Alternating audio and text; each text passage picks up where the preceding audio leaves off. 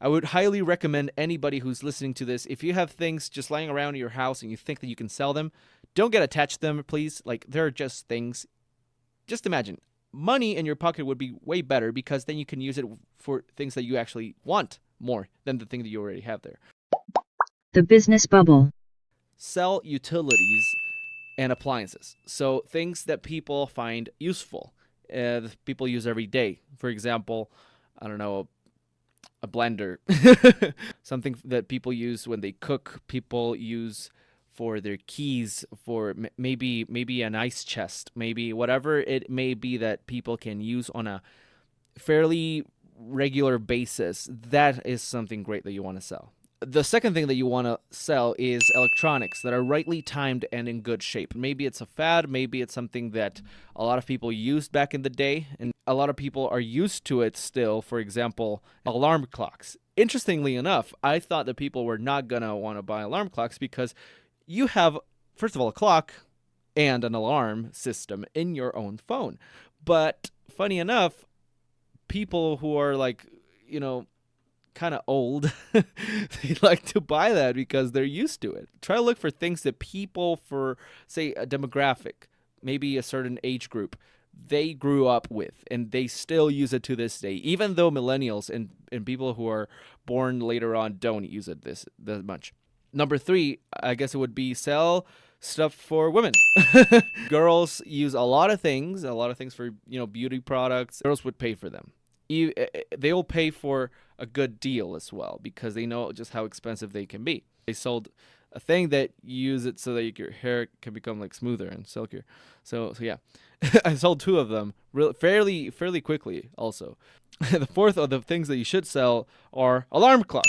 As I just mentioned, people like alarm clocks. I kind of know why, because they grew up with it and they still use it to this day because it's it's useful. It's something that the phone, even though it replaces it to some extent, maybe it brings some sort of convenience.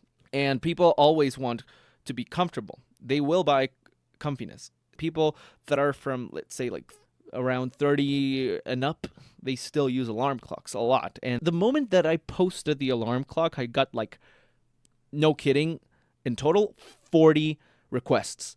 40 messages, and I'm like, holy fudge, man, this is amazing. I did not expect this at all. And I sell them around $10, maybe less, 10, $15, sort of like that type of range.